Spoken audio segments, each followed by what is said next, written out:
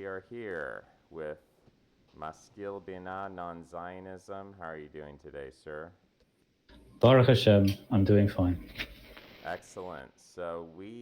You were one of my first interviews, and you were also one of my best interviews a year ago. Sometimes it happens like that, that you strike gold early on, and then you think you're just going to keep having amazing interviews, and doesn't. Not everyone can be as amazing as you, because we did that, and um, I think we're kind of like we like to annoy both sides as much as possible in any discussion. So, but people apparently like that. And at the time, this was 2014. I was, I think at the time, I would say one of my biggest mistakes was just overrating um, Iran, overrating Hezbollah. I wasn't even thinking about the Houthis very much, so I couldn't really overrate them. Um, Overrating Assad and overrating the relationship between Assad and Iran and maybe the interests of Russia. Um, all of these actors, I expected them to view their coalition, their alliance, the system they had set up as this, do or die thing. It's like we either, keep this thing together, or if we lose this, if there's cracks in this, it's all going to fall apart.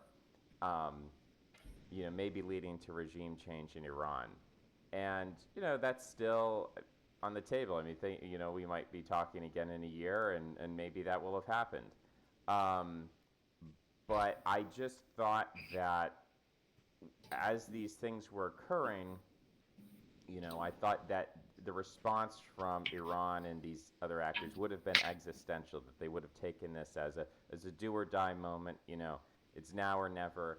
And instead, there was just a lot of standing down and withdrawal, and we'll get them next time, and performative stuff.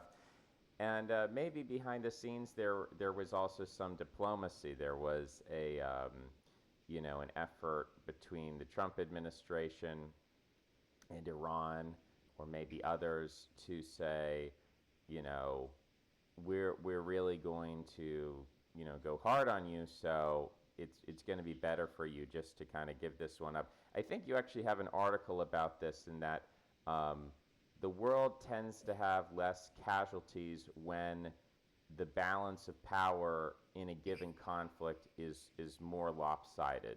So if Mexico were to start a war with America or something, there'd be many less casualties than if it was Iran versus Iraq, because you've got um, a lopsided balance of power. Everyone knows how it's going to end, so there's no illusion that oh well, it's 49 to 51, so we can just keep fighting, and maybe, like, with enough gumption we can stick this one out and get something out of it.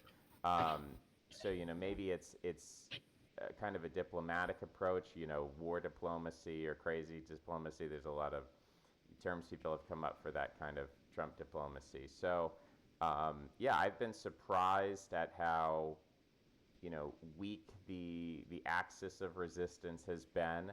I never fully bought into, like, the Scott Ritter, Iran is going to wipe out, Turkey is going to join the war and wipe out Israel and that sort of thing.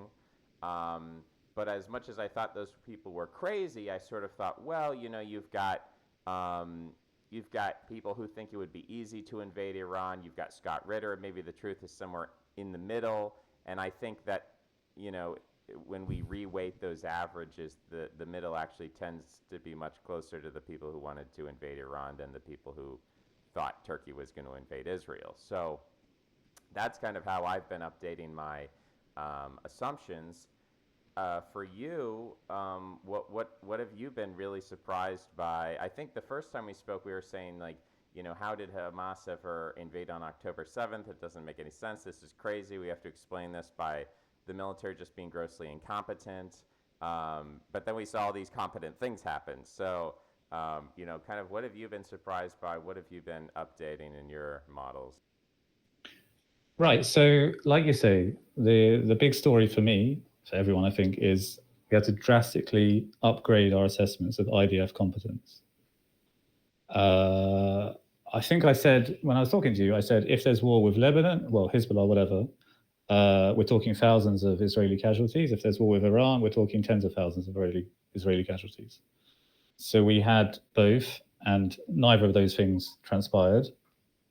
In both cases, I think it's maybe less than 10, but it's definitely like not even 50.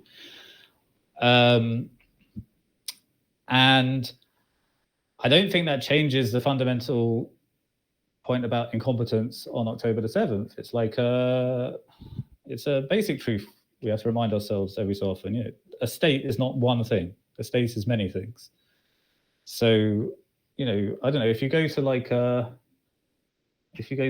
school and you see an amazingly delivered maths lesson, and the teacher knows all this stuff and the kids are paying attention and you can hear a pin drop, and then you go to the school cafeteria and it's garbage, like the food is disgusting, and you think, how can this be? This is truly a paradox. That there must be someone behind the scenes, because it can't be that they could serve up bad food. They want you to think they serve up bad food, but really, some, you know, organizations are complex. They have different departments. Some parts work well, some parts don't work well. And it's not just that the Israeli army didn't work effectively on the ground army, shall we say, didn't work effectively on October the 7th, but now it's working great. No, the ground army still sucks. The ground army can't impose discipline on its troops. So we have this constant, like you know, the whole half of the anti-Israel online industry now just consists of going on Israeli Telegram groups and like looking at Israeli soldiers like filming themselves committing like low-level war crimes for the benefit of their friends. And we can't stop that. That's been going on now for 2 years. Everyone knows it's happening. They can't do basic discipline. And also, just bigger picture, they just, you know, each step of the Gaza war is like, maybe if we destroy another part of Gaza, that will achieve victory. And nope, turns out it didn't. What about if we destroy another part of Gaza and it still doesn't? So even on October the 7th, like, you know, we haven't had the big report, you know, the big government inquiry, because Bibi won't let us have one. But we've had like lots of mini inquiries about what went wrong, what didn't go wrong. So we already know that, for example, apparently the Navy performed excellently. In as much as the Navy could do anything on October the 7th, the Navy did its job. Every single thing you could ask from it did. And so there was some kind of sea-based invasion that Hamas had in addition to all the things that they did. And it got stopped. The Navy just took it all out. Google it for details. In certain respects, at least, we have a very effective Air Force. But there's not so much the Air Force could do, like, on October the 7th. Like, if you've got a kibbutz and there's Hamas like people in it, you can't just blow up the whole kibbutz with everyone inside.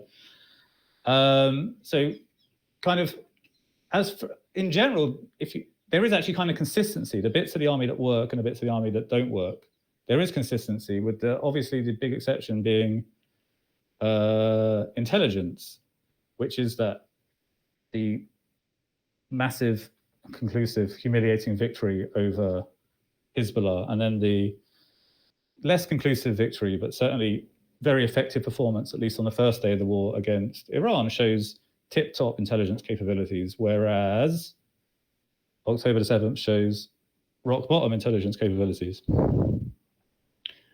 And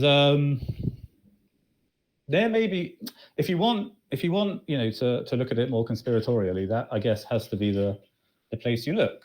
It's not why the army sucks. We know why, and we also know how the army sucks. Indiscipline, lack of good command structure, unimaginative generals at the top who kind of do the bare minimum that they're pushed to do by the political arm. But the intelligence aspect, I think you could say, is legitimately unexplained. I mean, that doesn't mean not having an explanation is not the same thing. This is like also a bit of a 101 concept for many of our online listeners. Not having an explanation for how something works is not the same thing as you having an explanation for how something works. But there's room to speculate, and maybe one day there'll be first of all, one day we actually will have a proper inquiry in this country. But you know, 20, 30 years down the line, that's when they start opening the archives. So that's a big one for sure, is upgrading of Israeli military capabilities in many respects. And like you say, downgrading Iran's capabilities. There's this blog I linked to, sorry, Ayman Jawad Al-Tamimi. And there's no way I can remember Arabic names because I'm a white colonialist living in the wrong part of the world. I got no place here. Anyway, he has this amazing blog all about Syrian affairs. And he had this post about one of a Sunni militia, but it was a pro-Assad Sunni militia that was funded by Iran. And Iran seems to have got it into their head that they were slowly becoming Shiite. So they started putting up pictures of like Shiites are more into pictures than Sunnis in general. So they started putting up pictures of Iranian Ayatollahs or whatever and Shiite imagery on their stuff, and they started saying Shiite sounding things. And then at a certain point, when HTS were moving down to Damascus, they assassinated the top Revolutionary Guards guy, point man of Iran in Syria, who was supposed to be commanding them, told HTS where a bunch of positions were and helped them take Damascus. And basically, they've been taking the money the whole time. And then when it was convenient for them, they told Iran to get bent. And actually, no, we still think that Shiites are heretics and don't deserve to live. And one aspect here is that money doesn't buy you loyalty. So this is the same thing that Russia had this huge intelligence arm in Ukraine, just funding huge amounts of people with money. And Putin genuinely seems to have thought that when he invaded, like huge amounts of the Ukrainian state would just hand themselves over to Russia in gratitude for all the money that they'd been receiving. And then they didn't, because money doesn't buy you loyalty. What money buys you is information. So Israel focuses on getting information. Apparently, some of the Mossad stuff in Iran, I guess, must be kind of clever and like James Bondy. But apparently a lot of it is just, you just pay. And if people say, well, I'm not going to give you this, if $10,000 isn't enough, then $100,000 will be enough. You just pay a lot of money to a lot of people and you just collect information. So money buys you information, money doesn't buy you loyalty. And Iran has this, seems that they were throwing a lot of money down the drain on trying to get people to join this like a mixture of Shiite radicalism and like 1970s third worldist anti-colonial like leftism. And yeah, I guess in retrospect, that was kind of dumb.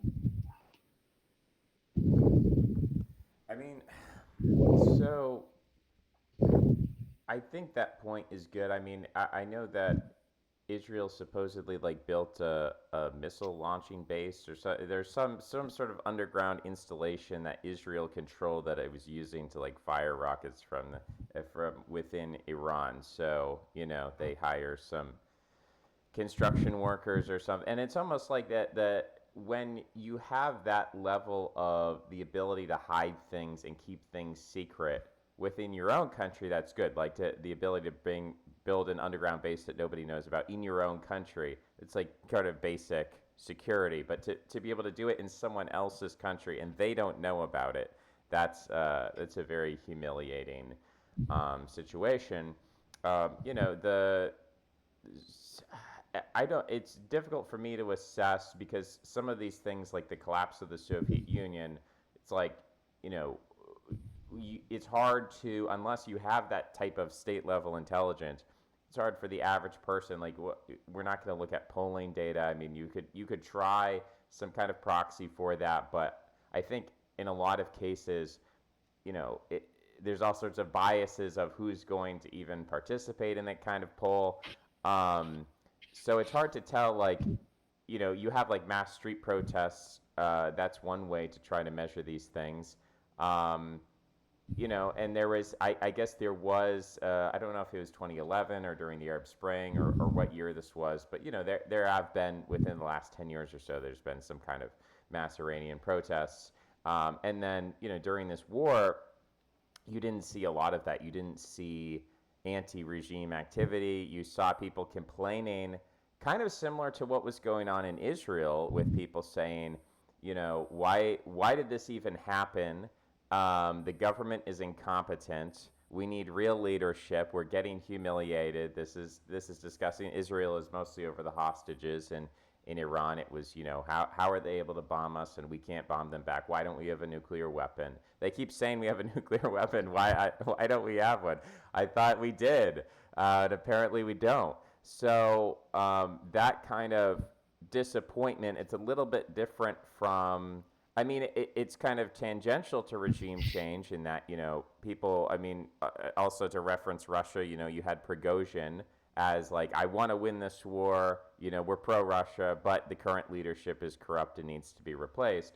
So that's a sentiment that can lead to regime change, but it can also lead to strengthening the regime, because it's ultimately in favor of continuing a war. And, if you want to fight a war, you have to unify around the flag, and everybody has to get on the same program. So it's easy to kind of manipulate that sentiment either way. And it seems like, I mean, my picture of Iran right now is as a state that is very bad, or I should say very inefficient at projecting power, and where they are able to link up with dedicated Shiites, like the Houthis, that where the loyalty problem is solved for them, then they can perform. Where the loyalty is uncertain for religious reasons, then it doesn't really work. When they try to do something a bit too high tech, or a bit too, like, I think the Houthis work because it's this sort of a quasi state, but it's primitive enough and it's basic enough that it's hard to mess things up. There's not so many moving parts. Whereas with Assad, it was like you had this multi-ethnic, multi-religious coalition. Like you said, there was leftism in there. There was other Sunni national. There was Alawites. There's all sorts of things going on. And so, yeah, you would have to be clever to put that together. Whereas with the Houthis, it's just like, take these weapons. Here's the military training. Go do this stuff. There's no real political cleverness to be solved there. So they basically, that's the only way they can project power. But defensively, internally, in the stability of the regime, it's performing surprisingly well when you compare it to Russia, because Russia, I think, and this is my assessment, people might disagree with me, but I think that at this point, a lot of the people who disagreed with Putin have actually just left the country. I mean, some of his closest allies, Anatoly Chubais, left. People have been leaving. Over a million Russians have left who didn't like what was going on. And so the people who are left behind are pretty on board. They're pretty loyal. And yet he still had the incident with Prigozhin, which was, fairly embarrassing. Whereas for Iran, it's kind of the opposite. There are a lot of dissidents and people who are unhappy and people who genuinely don't like the regime. But it seems like all of the top brass, all of the military, they've pretty much figured out how to create an ideological state from the top down that is very stable. I mean, he had I lost count of all the top generals who were assassinated and killed and bombed and had their cars blown up during the 12 days or whatever. And they just filled in those positions. They just hired, the deputy. He's like, okay, I'm in charge now. And, there wasn't, I didn't get the sense that it was, these people were thinking, oh, well, I'm going to be assassinated next, so maybe we should try to do some kind of regime change here. So it seems like that's similar to North Korea. They have some kind of theocratic military aristocracy that is tight, that's locked in, it's not going anywhere, and there's really not an alternative base of elites outside of like intelligentsia who are around to contest that. So I still think that invading Iran, I don't think it would collapse like a house of cards. But the other thing to consider here is the role of China. And another thing I was surprised about is they didn't even bother to try to, block the Strait of Hormuz. They didn't even, do kind of a fake thing where it's like, okay, we're going to block it for a couple days and see what happens, and then we're going to unblock it as a negotiating tactic. They didn't even they threatened to do it. They didn't do it, and I wonder how much of that was the Chinese communicating with them and saying, look, we need this oil, and we will support you long term in all sorts of ways if you can just take the L on this one, like you'll get some long-term support. But if you're committed to going down with the ship and blocking the straits and cutting off our supply, we can't help you. And like we're going to abandon you. And so the Iranians said, well, we'd rather have the long-term low-level support than to be totally cut off by the Chinese. So I think that may have also been an impact. I don't know, maybe Europeans as well. But I was anticipating that Russia would really push Iran to block the straits because spiking the price of oil would be great for Russia.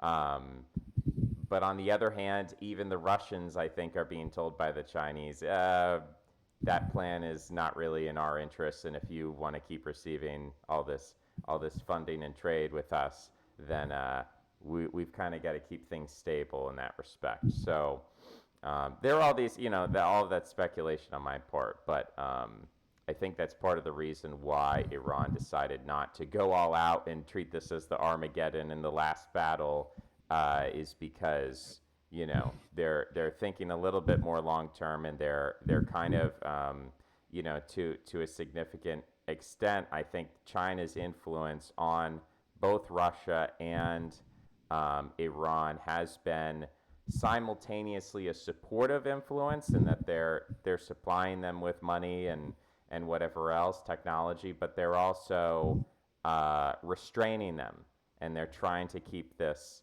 And it's kind of similar to the relationship America has with Ukraine, where America's supporting Ukraine, but it's also been restraining and say, okay, well, you can't just bomb Moscow or something. You have to. I guess people have different interpretations of that. Maybe they don't have the technology to bomb Moscow or whatever, but it's there's clearly a balancing act being played where you have these proxy relationships that are useful because whether it's America or China, you want proxies, you want people, you have this influence, but also you don't want them to be acting crazy, because if they act too crazy, they end up getting themselves blown up, and then you lose your proxy and whatever else. I think for America and Ukraine and for China and Iran, the situation is more economically driven, and probably for the Iranians with Hezbollah and the Houthis, it's probably more. I don't think they get much economic benefit out of those relationships. I think it's just purely military. So there's a different calculus there. But yeah, I think that's the big 1,000-foot overview of the situation. There's also a lot of discussion now of all these things are sort of intertwined because, China's involved with everything, and so it's kind of got a say in everything. And, so it's hard to separate Iran from Ukraine, from Taiwan, because you have a lot of the same, actors and influences behind the scenes. And there's this discussion of secondary sanctions that I guess the deadline is 12 days or it keeps getting changed. But, there's this pressure to have a ceasefire in Ukraine. And the idea is that if there's no ceasefire, there's going to be secondary sanctions on China. I don't know, I don't know if that threat is going to come true. I don't know if, that's actually going to happen. I know the last ceasefire Trump negotiated in Gaza, fell apart fairly quickly. So it could be a situation like that where there's a ceasefire in Ukraine for a limited time, and Trump says, see, I stopped the war, and then when it starts back up again, he just throws up his hands and says, well, I tried my best, it's not my problem. So yeah, I mean, I guess we have a couple of different. I don't know how much you want to get into Ukraine, but at least in Gaza, um, Trump has been saying things about they're starving people and that's got to stop. I mean, do you think there is going to be another ceasefire? If there is another ceasefire, is it going to last longer than the previous ceasefire? Um, I mean, everything that you've said, and I haven't seen anything to contradict this, is that the strategy in Gaza is not really going anywhere. One last thing I would throw out there is I don't know if you've heard of the Chechen strategy. Like, Putin had this country called Chechnya. He kept bombing it. He wasn't winning the war, and then he kind of decided to find this Kadyrov clan and as strongmen to put into power. That seems like a good idea. Basically, when you have this implacable terrorist state or whatever, you find some really strong guys who can wrangle everybody and keep them in line. I don't I don't know that there is a candidate for that in Gaza.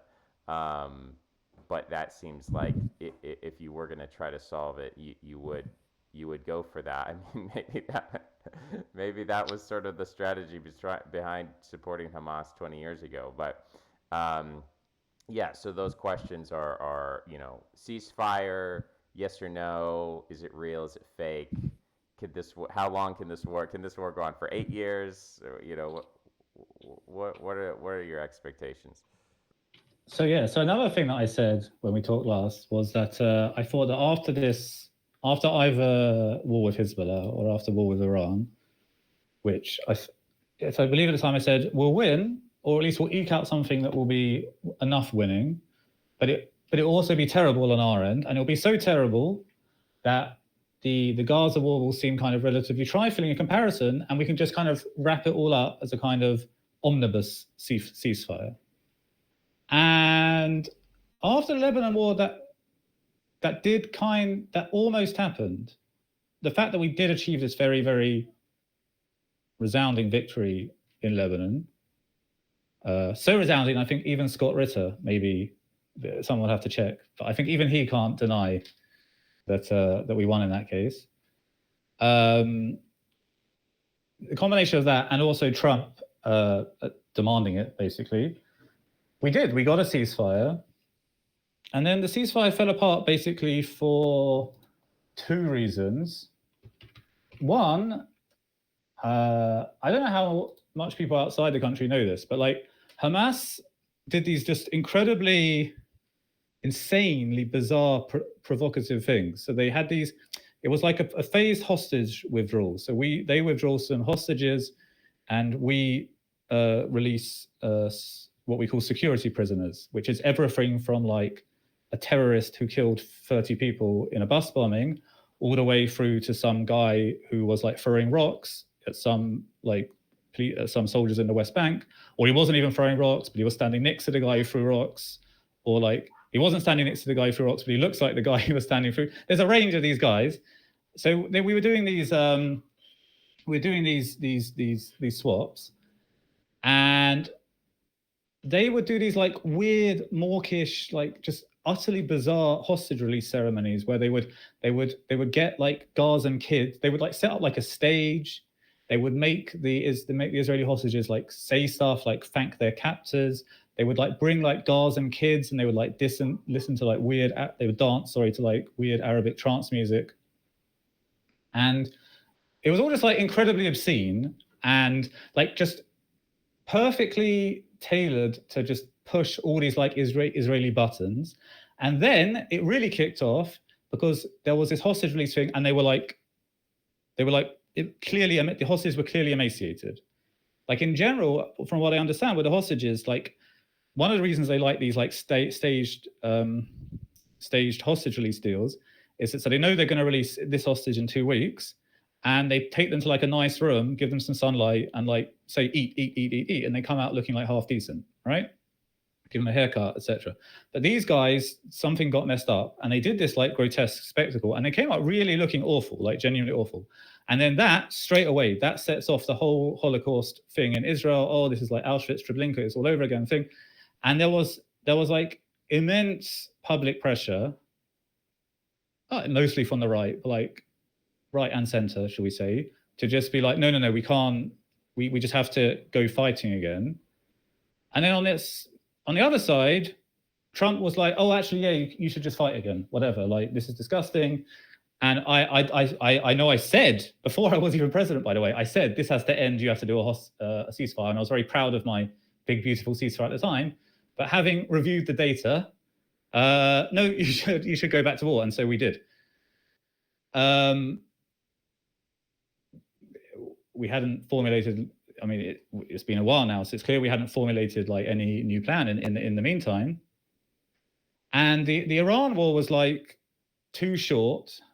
And on our side, like not, it was very destructive, by the way. People, this is another thing that people don't really know. And it's also, even people in Israel don't necessarily know unless they live in the right areas. Like there was a lot of physical destruction from Iranian bombings.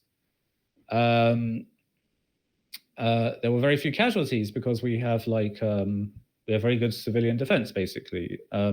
Every building in the country that's been built after 1980 something, whenever this law was passed, has its own bomb shelter. So the vast majority of people I think the majority of people now today in Israel have a bomb shelter in their own house. I have a bomb shelter in my house. So when the war happened, the kids slept in the bomb shelter, which is just a room. It's our spare bedroom. So they don't even have to wake up for a siren. We had sirens every night, but we weren't targeted. It was just shrapnel from interceptions. But most people have it in their own house. Failing that, if you live in a block of flat that's a bit older, you have one in your basement, which is obviously very tedious to have to get up in the middle of the night and go down to the basement, especially if you're doing it for 2 weeks in a row. But it's not really dangerous because you get a 10-minute or even more 10-minute warning. And okay, there's some people like the elderly and whatever that it's a thing, but for most people, it's not a life-threatening thing. And the very worst situation is you have a bomb shelter maybe 2 minutes walk from your house. You can, no doubt there are some people in Israel that this doesn't apply to, and there are these Bedouin villages and stuff where they've been hiding under they pull the corrugated iron off their roof and they put it over their head and whatever. But most people in Israel, like Israel has an exceptionally good like bomb shelter system. And it also has a really good, I have an app. It's not because I'm unusual. Every single person has an app on their phone, and it's very simple to use. You set all the different places you live, and it will tell you. And, if I want to know if there's a bomb siren in Ashkelon or whatever, I can know that too. So we didn't, because of that, and because our interceptors were 70, 80% effective, whatever it is, and because Iranian aim doesn't seem to have been very good either, like we didn't have like mass casualties. It wasn't like, it was far fewer casualties than just in the Gaza war, where we've lost, what is it, 700 soldiers, 750 soldiers. So it wasn't bad enough to have that feeling of finality. It also wasn't good enough to have that feeling of finality. Like in Trump world, we dropped these bombs. They were the biggest bombs. No one ever has seen such a bunker buster. What was it? It was Hesketh was saying in the press conference when people were like, how do you know this actually works? And he was like, how dare you insult our brave pilots? They work so hard. How can you doubt their work?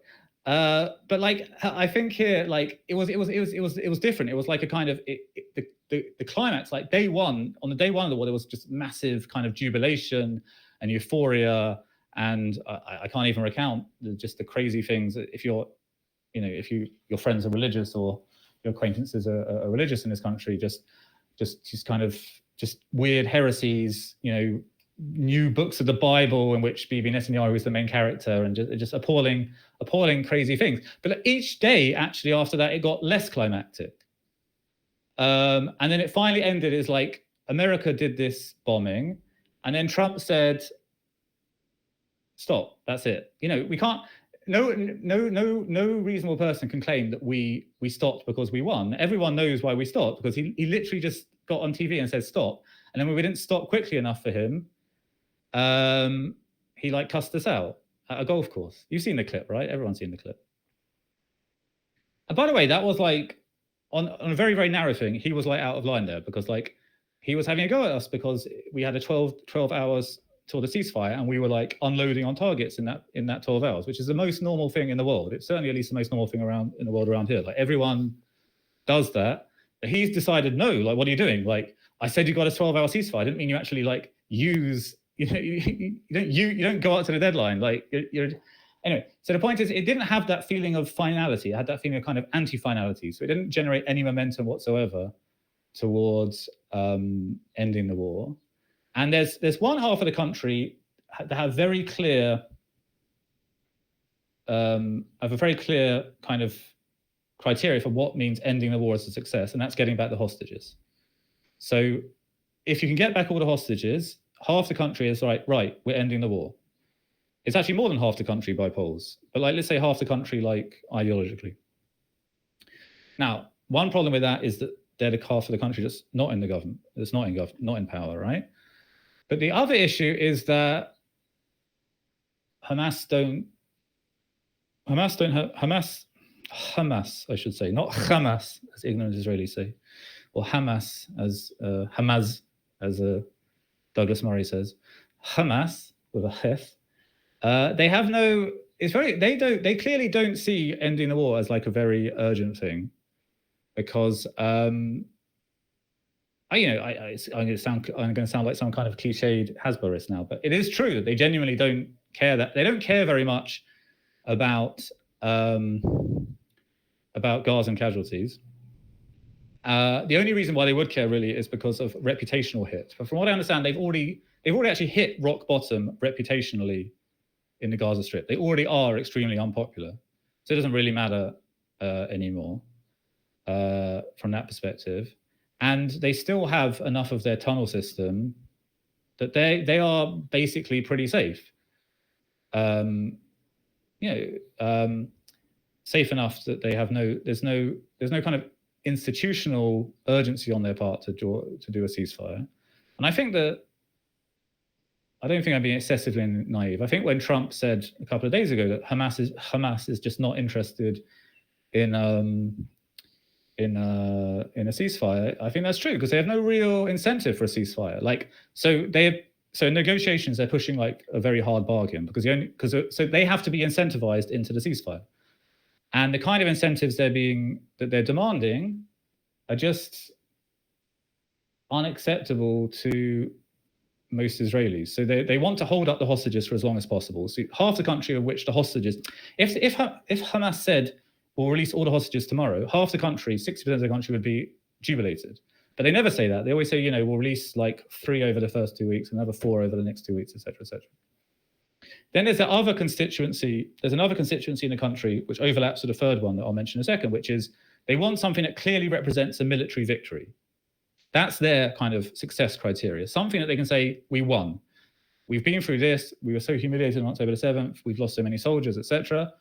And they want something that clearly represents a military victory. And clearly any ceasefire compromise that we would make with Hamas at the moment, when Hamas are driving a hard bargain, will not fulfill their criteria. And then there's a third group of Israelis who want to expel all or most of the Arabs from the Gaza Strip and put Jewish settlements in the Gaza Strip as part of some kind of larger theological agenda, which will achieve cosmic effects or whatever. And they have no, so that's their victory criteria. So like the whole concept of negotiations, etc., is completely irrelevant to them. And again, I'm not saying anything original here. They're not a large proportion of the Israeli population, but they control, 9 out of the 60 whatever coalition seats Bibi has. And they basically just keep vetoing everything. So they can't positively drive policy, but they can kind of veto any alternative constructive policy and also push for kind of like more aggression, harder bombings, higher civilian to target ratios in airstrikes, etc. And so kind of what you end up by with default is just kind of like more of the same. So it's at this point the most likely end to the war would seem to me that Trump wakes up one morning maybe Kim Kardashian will come visit him in the White House and show him a picture of a Palestinian boy splattered in an airstrike. And he will just say, no, you have to stop the war. And he could do it. He could just say, like, we're going to cut off funding, we're going to cut off ammunition. And that's, I read a theory that since day one, that's what Bibi's really wanted. Like, Bibi knows that this is hopeless. Bibi knows that there's nothing doing here. And he's got his political constituency. And what he desperately wants is to be like, look, I tried, but what do you want? America said no. Like, I fought, I went into that room, I pounded the table, but he said no. Like, what are you going to do? You're better off with me than some other guy who would have folded even quicker. I think there's like, maybe it's true, because the other option is that he's just kind of lost it at this point, and he's like, he's kind of gone into some sort of inhibited mental state in which he's not really capable of like seeing obvious consequences and all the kind of, it's not even long-term damage to the country at this point. It's like short-term damage. So that's a ceasefire situation. I wanted to mention something about Iran, just like very like parenthetically, because like in the West, where you are and I am spiritually and electronically, we hear a lot about like the real Iran is Persian, and all this Shiite nonsense is some sort of like thing that was like imposed. But really, it's a 3,000-year-old Persian civilization that goes back to Cyrus the Great and fought with Sparta and whatever. And like a lot of people believe that in California, but actually in Iran, Shiites are a much larger proportion of the country than Persians are. Like Persians are what, 53% or something like that, and shrinking because they have lower birth rates than all of the other minorities. Whereas the largest minority is Azeri or Azerbaijani, whatever you call them. And they are also Shiites. So Shiites are a much larger bloc, and like, Khamenei, I actually don't think it's Khamenei, it's Khamenei with a Khaf. Khamenei is, he's half Azeri, his mother's Azeri or something. And also the president, maybe he's married to an Azeri, something like that.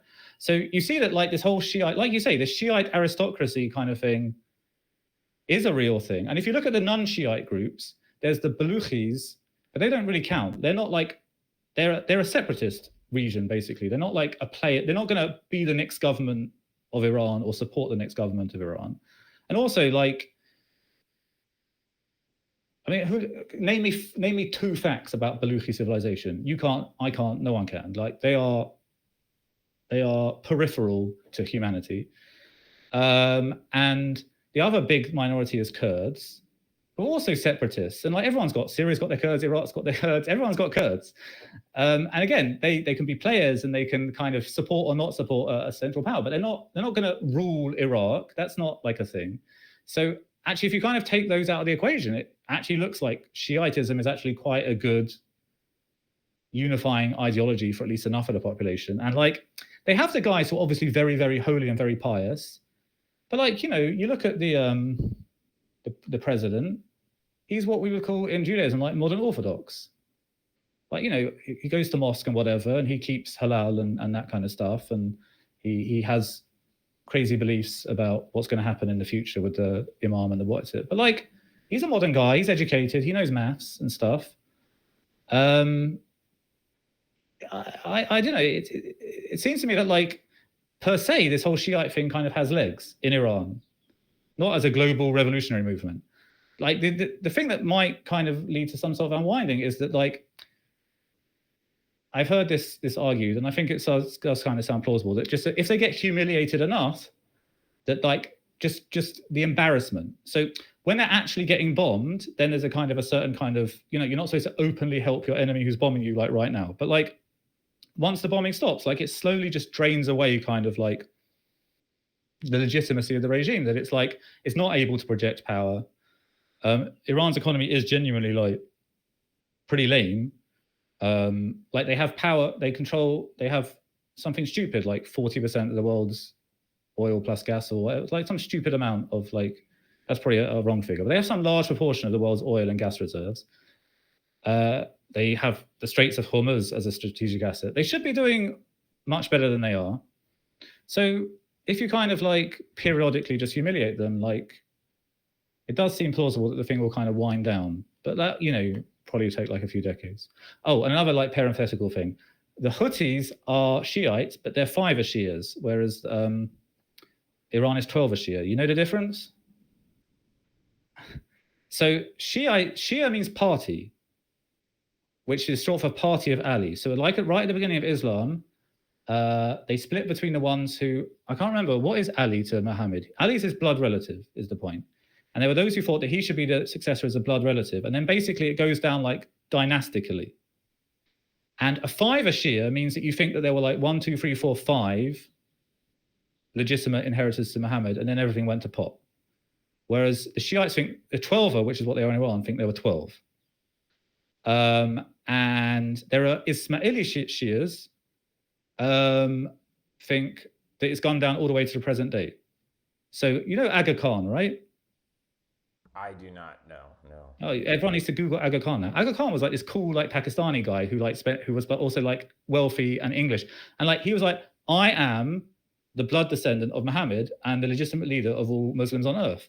And the fact that like I've been married 4 times and I drive a Rolls Royce and I'm like this just like cool like elite English like guy. He didn't drink, by the way. He wasn't like a playboy, but like he was like cool and like shaved and stuff. The fact that you know I live this kind of like civilized, slightly playboyish Western lifestyle. Well, that's between me and God because I'm the inheritor of Muhammad. So Shiitism is quite like a diverse thing, and also Druze and Alawites also started as branches of Shia that branched off at a different successor. Anyway, the point is that I'm not sure how the connection between 5s and 12s. I think it's a bit less close than you suggest. As in, I think what really helps them is just the kind of like helps grease the wheels of them is like perhaps a lack of complexity in like in Yemenite politics. It's just Sunnis versus 5 Shias, and so there's less like. Whereas Syria is just like. I once tried to like sit down and like work out all the different Shia like factions and militias and who's like with who and against who, and I was like, no, I can't possibly be expected to like understand this. Okay, back to you. We don't have to go down the 5 and the 12 route. I'm just showing off my cool geopolitical religious knowledge. I agree that with like why does the Houthi thing work? Like why isn't that totally falling apart? It's because I mean those people probably, I mean it's one of the poorest countries on the planet. So, a little money does go a long way, and maybe it doesn't buy you positive loyalty toward Iran, but you don't need that. You just need those people to fight for themselves basically. I mean what they're doing when they land a helicopter on some cargo ship and they start killing Filipinos, and they get paid for that piracy, that's money. I mean, they want so it's like they don't have a good reason to stop doing what they're doing. Whereas, as you said, like with these other proxy relationships, in Hezbollah, it was the leadership was wiped out. Because they had, I mean, I guess the Houthis, like the pager system, in a sense, is a massive intelligence failure on the part of Hezbollah, but it was like an attempt to coordinate this nationwide thing where, at any given moment, like the militias could like organize and coalesce and like invade Israel or defend Lebanon or something. And the Houthis are much more, like special forces, special ops, in terms of you have like a very small, maybe it's a few dozen guys, maybe it's 100 guys, but it's not like there's one centralized Houthi command structure where you get an army of 10,000 people and you march in Saudi Arabia or something like that. It's these small, crack teams of guys who, one guy's in the helicopter, another guy's in a speedboat or whatever. And that's my understanding is Hamas kind of has maybe both of those structures. It has some kind of central command structure, but then it's very much localized. So I think that's basically what works. And maybe Iran had this idea that they were going to reproduce that model in Syria, but the problem is that, Assad wanted to have a centralized command structure. He wanted to have a traditional army everyone's loyal to him. Um, and so there were kind of these competing strategies, and if you mix those too much, you don't commit to one or the other. Yeah, the results are pretty disastrous. In Iran, they do have a pretty strong, yeah, it's a Shiite theocracy. Um, the yeah, I mean, so it's like these dissidents in Iran who would say that, well, it's a Persian civilization, the Shiite thing is fake. Um, maybe an analogy we could try to draw in terms of state legitimacy is like how many Americans believe in Harvard, like Harvard College specifically. How many Americans look at that entity and think, that's a good thing. That's where the smart people go. I want to go there. I want to send my kids there. Um, I don't know. I don't know the polling data in front of me, but like, let's say that just 30% of the country just thinks probably it's probably a bunch of nonsense. Like maybe it's okay or it's not the worst thing in the world, but it's not all cracked up. It's not what it's cracked up to be. It's not what it used to be. It's degraded. And then there's maybe 30% of the country who's just like true believers, really into it. And in terms of like, what if you were trying, like what Trump is trying to do now, he's like, we're going to defund these universities, we're going to transform them, we're going to fight back against them. He's the president, right? So he's the president of the United States, actively trying to delegitimize, whether that's a petty thing, a spiteful thing, whether that's like ideologically motivated. Obviously, it's not just Trump. He's got like Chris Rufo. He's got like these people who are working to use him to achieve their own goals. But he's the president, and like Harvard still exists. And if I were betting money, I would say Harvard will still exist in 4 years and 8 years and 20 years. I mean, probably the variability gets higher the farther out you go. But just in general, I don't think that Trump, as president of the United States, is going to take out any of these universities or radically reform them the way that Chris Rufo wants.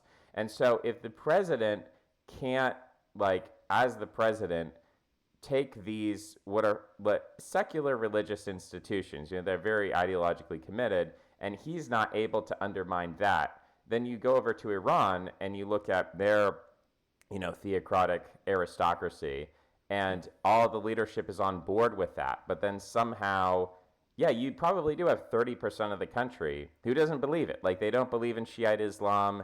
They're against it. They want like some secular Persian state. Maybe they want the Shah, maybe they don't want the Shah, but they want something different. And like those people are totally out of power. Like they don't have the president. They don't have anything. And so the idea that those people are going to stage a mass uprising, it's like at some point you do actually need, some kind of military power. You do need, and we could get into like theories of revolutions and the Bolsheviks and like, how do you do that? How do you transform what is fundamentally like an intellectual dissident movement how do you actually give it some military legs and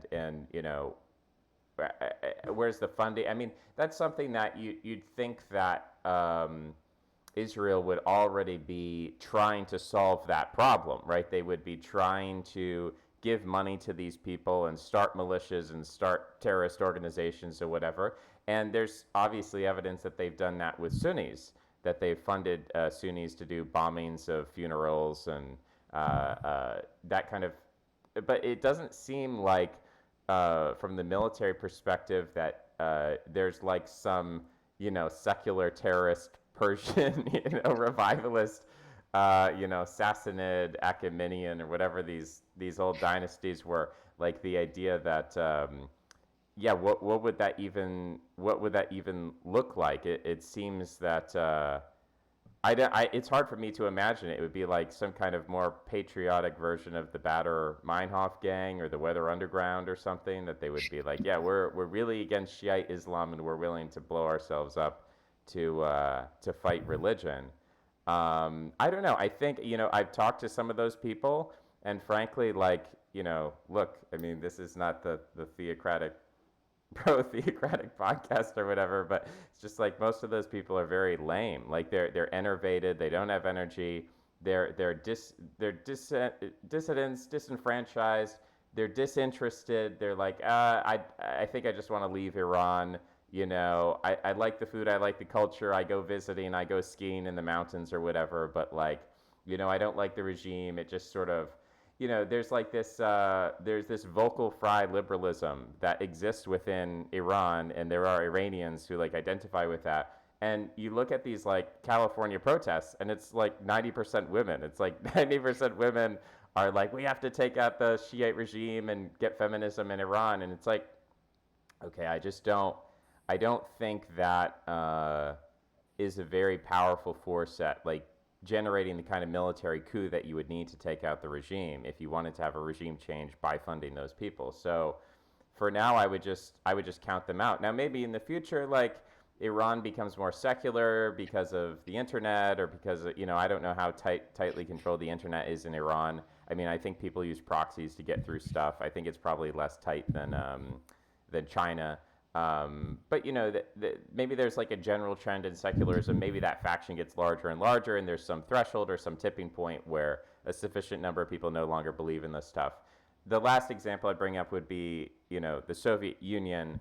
When it fell, you had people like Anatoly Chubais, you had people like Yeltsin, who their experience of communism growing up in the 50s and 60s and 70s was de-Stalinization. So like this, the like basically that de-Stalinization was to the Soviet Union what like the 1619 project is for America. Like it was saying that the foundations of this country are rotten, and we apologize, and it was bad, and we have to reform this thing. And that's not the kind of message that benefits state stability. So you have all these reform-minded people. It really weakens the system, and then eventually you have a collapse. And if there was a movement like that in Iran where they were like, you know what, actually the first Ayatollah was a bad guy and he did all these bad things, and we need to apologize, and we need to question our assumptions.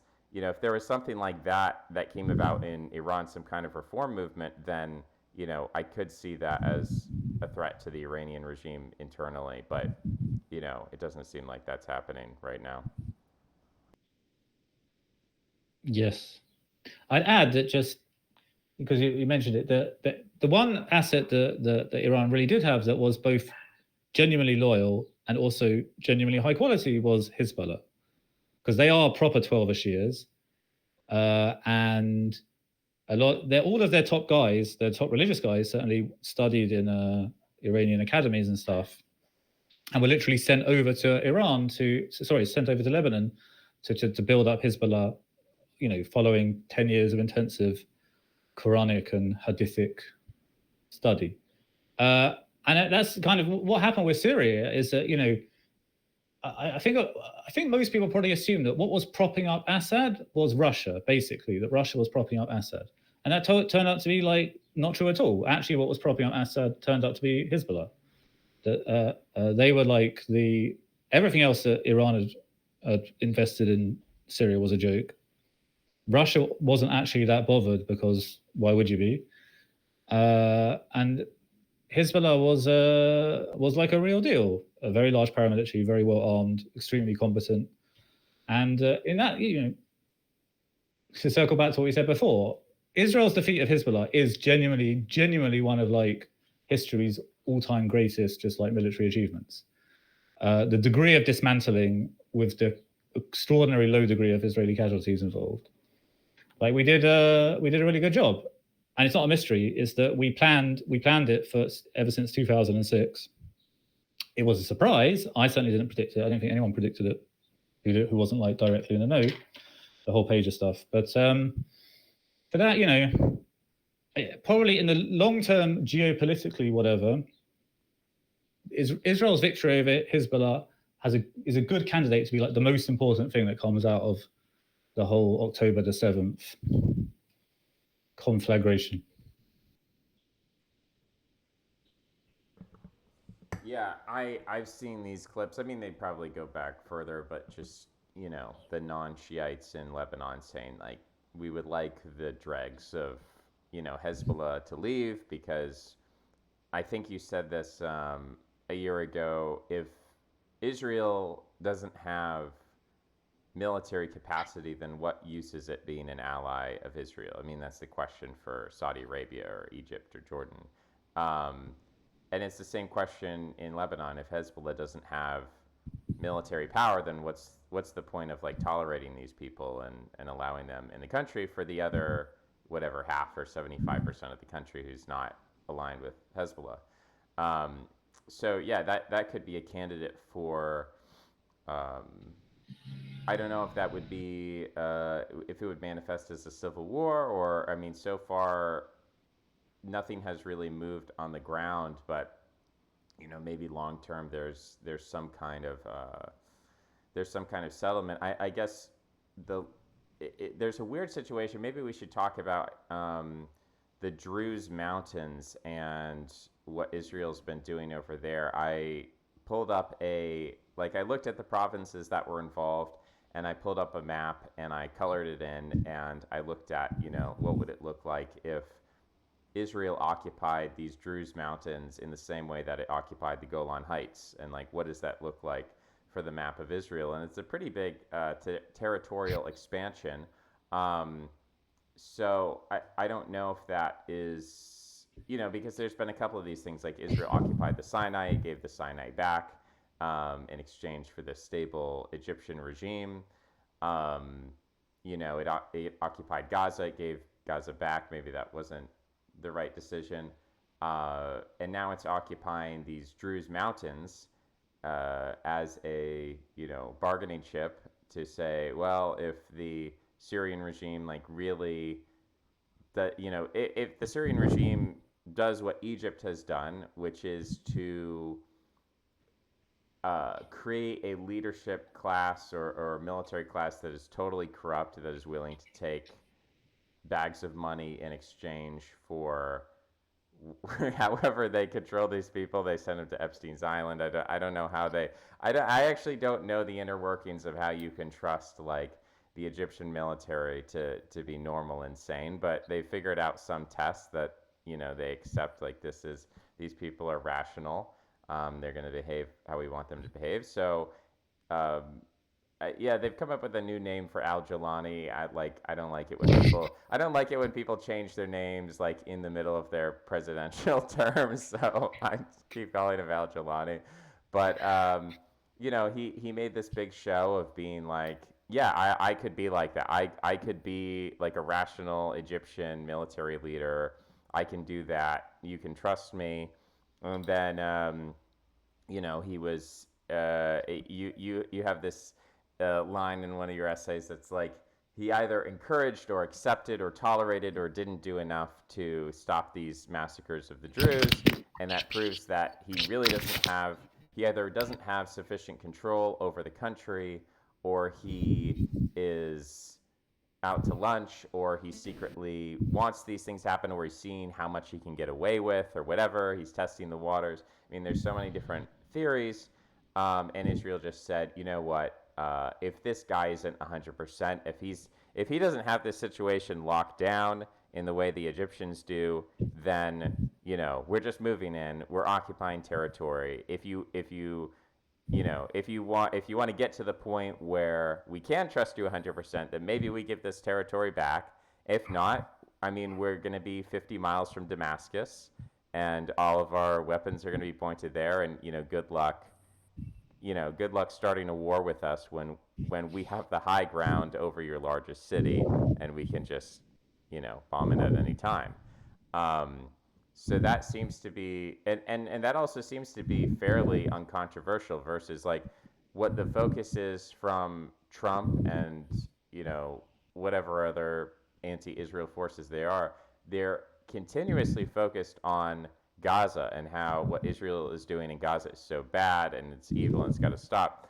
I haven't heard any protests about this occupation of Syria. I'm not even hearing really a set there are probably Christian Zionists out there who are talking about how this is a fulfillment of biblical prophecy because this was once part of the land of Israel.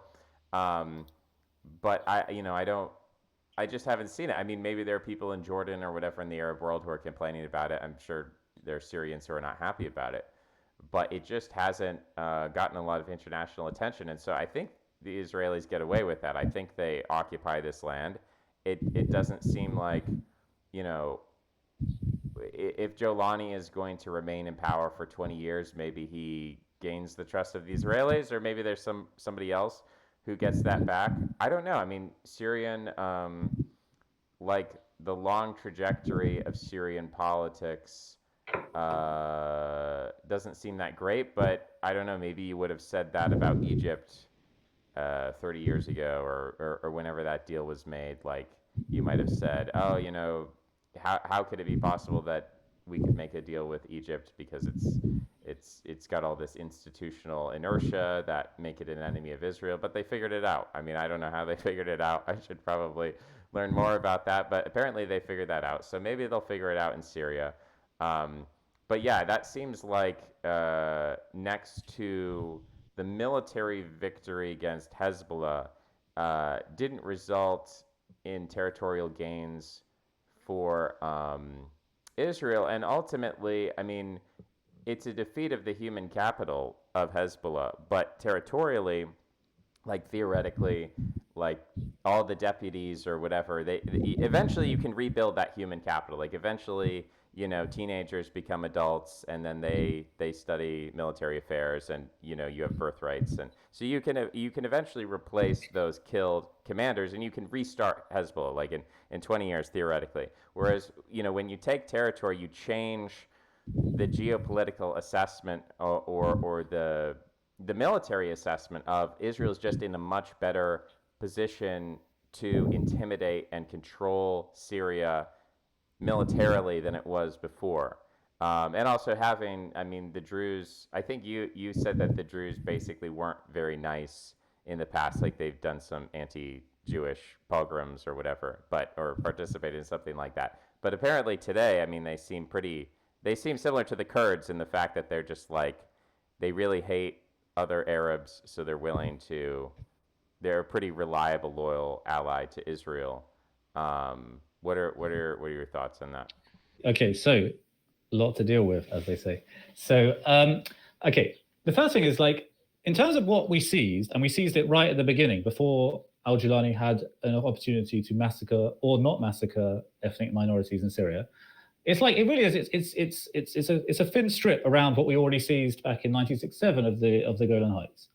Now, the idea that apparently some Druze at least would like, that we annex Sueda and these other large Druze zones, it's not like a feasible thing, because Druze are 4% of Syria total. It's not very much. Like, there's a lot of minorities in Syria, but like each individual minority is not that big, and certainly they're not that big. And in order to occupy these other Druze areas, we'd have to also occupy lots of Sunni areas. So like the Druze are not. There's no way you can draw a cutout on a map that we can just annex the Druze without also annexing lots of people who would be extremely hostile. And one thing that Israel is not good at, and this places constraints on how much it can expand territorially, Israel is not good at running military occupations that win over the populace that it's under. So we know this. Like the core example is Lebanon. When we invaded Lebanon in the early 1980s, we were very popular with the majority of the South Lebanese population, who had been living essentially under PLO occupation. The PLO had turned the area into kind of like attack base against Israel. And among the Maronite Christians in particular, but also even among Shiites in southern Lebanon, there was a lot of goodwill to Israel at the beginning. But Israel just runs military occupations very poorly. And like, one important reason for that is that who's supposed to staff this military occupation? It's just an ordinary IDF troop. So who is he? He's an 18-year-old who was conscripted, or he's a guy doing reserve duty. He's a father, a husband, a teacher, whatever, all these things. And out of the goodness of his heart, he gets paid, but it's still a sacrifice. He spends a month, 2 months a year, every year, doing this duty. So in a military occupation, like stuff happens, like someone throws a rock at your head, okay? And in the IDF, there's no way the IDF can just kind of like let some of that go in order to kind of keep things cool with the local population. Like, no, a soldier got a rock thrown at his head. That's it. We're setting up a checkpoint in your village now. Now no one can leave this village between the hours of X and Y without, waiting at my checkpoint. And if the IDF soldier wants to go off and have a smoke or have lunch, but that's your problem. It's not his problem. So IDF occupations are like a machine for alienating the local populace. And that's apart from the fact that very few IDF soldiers speak Arabic. So there's just this like basic like language incompatibility. So annexing like huge amounts of southern Syria to save the Druze is not a thing that would be either wise or feasible. What Israel did do this time is they did basically do some warning shots, which is that if this stuff doesn't calm down, if these massacres in Soweto don't calm down, then there'll be more. And America, it was funny, of all the things we've done for the last year, this might have been, well, okay, let's put it this way, it's a lot more defensible than most of what we do in Gaza from a moral point of view. But we get away with all of that stuff from America. They don't say a word, or they put very mumbling, kind of half-hearted condemnation. This thing we did, which, I'd be willing to go on breaking points with those guys or whoever, and I'd be happy to defend Israel's intervention in the Soweto thing, because I think I'd win, because I think we have a good case. But America didn't want it for much larger reasons. There's an aspect here that like people don't get. So like I mentioned about how it's funny. The reason why I mention this is because if you talk to like right-wing Israelis or even left-wing Israelis sometimes, and you'll say like, don't you think that like, the whole kind of Zionist project has led to a lot of animosity with the Arabs? And I say, what are you talking about? What about the 1936 Hebron riots where they killed Jews? And they're like, yeah, that was because of Zionism. And then if they know a bit, a lot of them will just be like, never considered that. But if they're ones who've like done a bit more Wikipedia binges at night, they'll be like, what about the 1880 massacres in Sfat? You see, that was before even Zionism. And you see the Arabs are massacring Jews even then.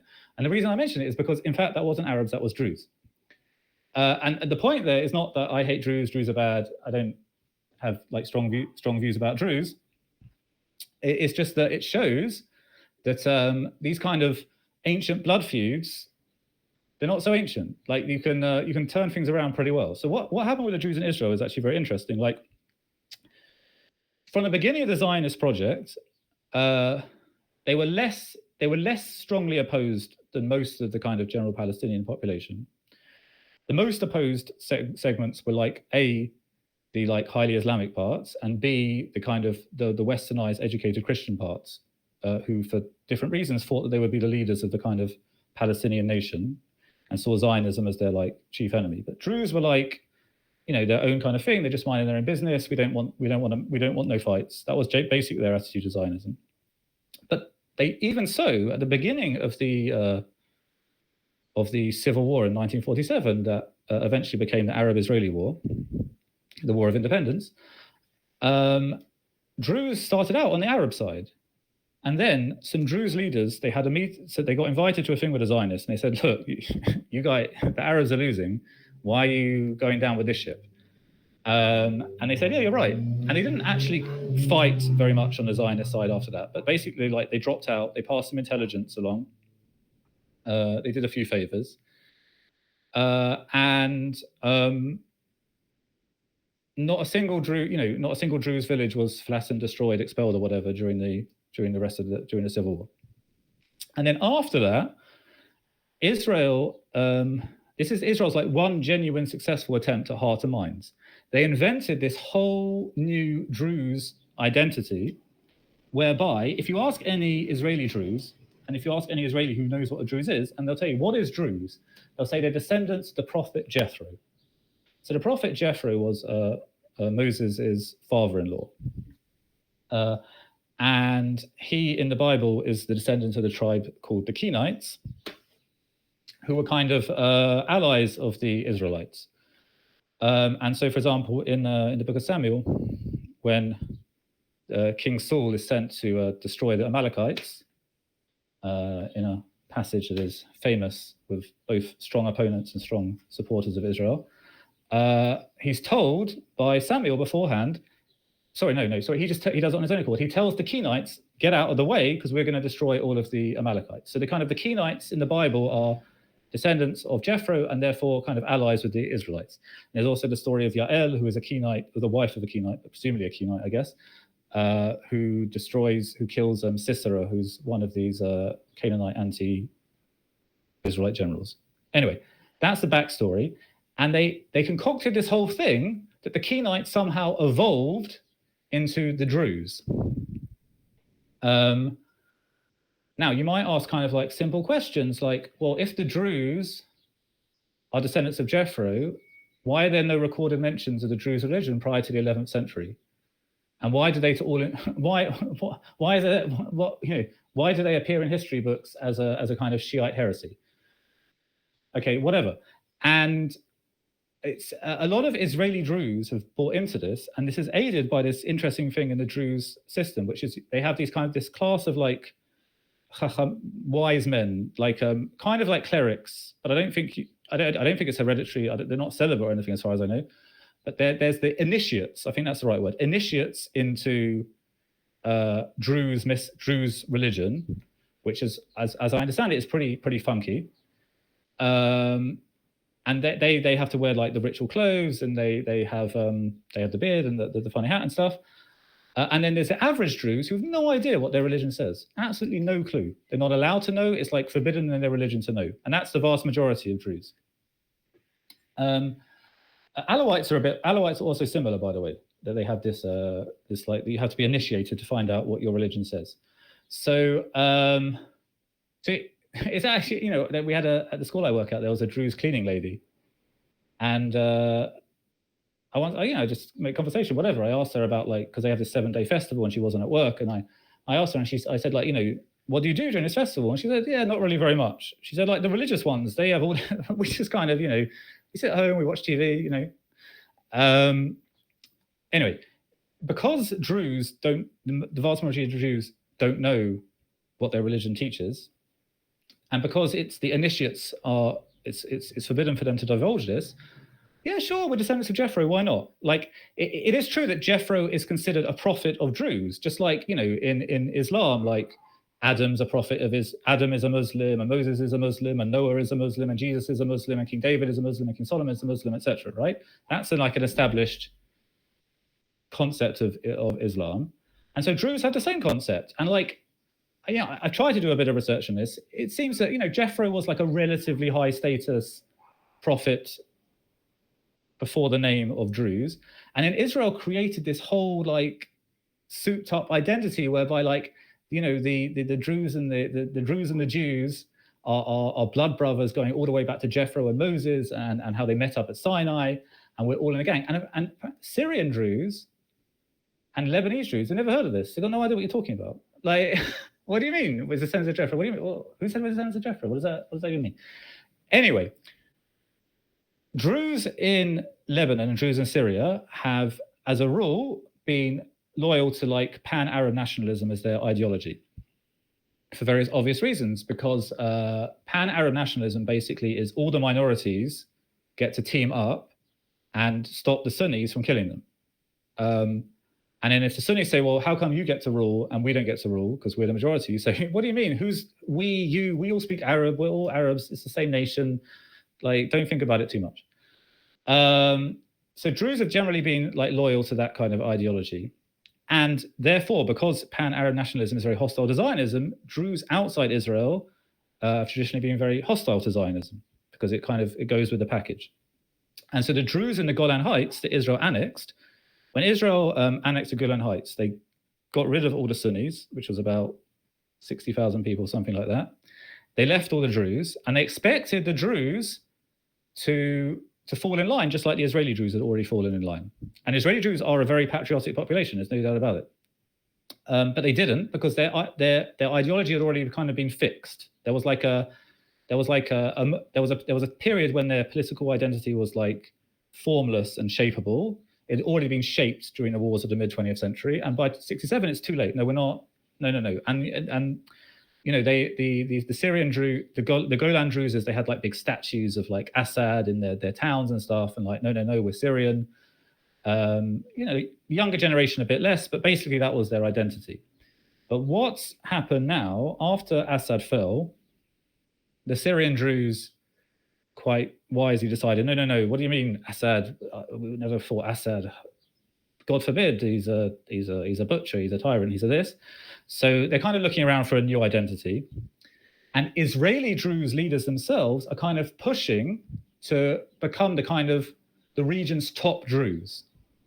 And they have a good case. They can say, look, you made your bet, we made our bet, okay? We bet on the Zionists, you bet on Assad. Well, where's Assad? He's in Moscow, okay? So, and basically, we'll get the Israeli government, who we're tight with, to kind of be your protectors. And you know, kind of partly that's a self-interested thing, partly it's like a genuine feeling for their brothers. Like these emotions are usually kind of very much mixed up with human beings, and it's hard to dissociate them. And even if you were to stick them in a room and say, like, are you doing this for your self-interest? Are you doing this to protect your Jewish brothers? They wouldn't even really know. So that's kind of what's happening. And it seems that earlier on, they weren't really getting anywhere with this, but this Sueda massacre thing has like been a big boost to them. So there's one Druze leader, there are three main Druze leaders in Syria. One of them was always kind of open to this idea, but his stock has gone like massively up since this massacre. And he's looking at ways of basically Israel is a protector of the Syrian Druze. Like I say, occupation's not happening, but somehow and in return, he'll become the kind of top leader of Syrian Druze, and he and the Israeli Druze leaders, they'll be the global leaders of Drusedom. So that's the kind of like, when you listen to like very stupid people online, they'll sometimes say like, it's obviously the case. Israel can't possibly actually be concerned with the well-being of the Druze. This is what, who's this guy? The stupid comedian, what's his name? Dave Smith. I heard him say this. As if Israel would be concerned with the welfare of the Druze. They're killing so many people in Gaza, so obviously they are bad. And a bad person can never possibly want to benefit another human being. That's not how reality works. Whereas everyone knows that, like, even the Nazis, they had their like races they liked and their races they didn't like. It's not like there's no contradiction here at all. Even like conceptually, there's no contradiction. So Israelis genuinely like Druze. They see them as like Israelis like there is like a strong. There's no point in denying it. There is like a strong Jewish supremacist kind of thing in Israel, but more than that, most Israelis just kind of see the world in like this kind of ethnic Manichaeanism. Like Jews are good, Palestinians are bad, and Druze are good. They're on the good team. So like if Gazans get massacred, that's good because they're bad. And if Druze get massacred, that's bad because they're good. So there is like strong Israeli popular support for like intervening to benefit the Druze. There is very strong internal Druze support for doing it. And it also serves this kind of internal Druze politics, which is something that, in terms of like global political analysis, like I haven't seen people don't seem to like appreciate this dynamic. Now, it's 7:30. I have to go daven mincha. I have to pray the afternoon prayers. If you want, we can pick it up afterwards, or if you want, we can just call it a day and leave your viewers tantalized for more. Yeah, I guess I have to go in 30 minutes. So if you have to leave and then come back, unless it's like 5 minutes break. No. I'm not that kind of Jew. Yeah, so we'll probably end it here, and then people clamor for more. We'll add more. I mean, this one I feel like I was even less prepared than last time, just because there's so much and I didn't know where we wanted to go, but we tried to cover the entire Middle East. I'm sure we could have like come with a list of countries and gone down the list and did a 5 minutes on each one and whatever. But yeah, I hopefully we won't wait an entire year before doing this again. All right, I'm gonna love you and leave you. Peace in the Middle East. See ya. Shalom. Bye-bye.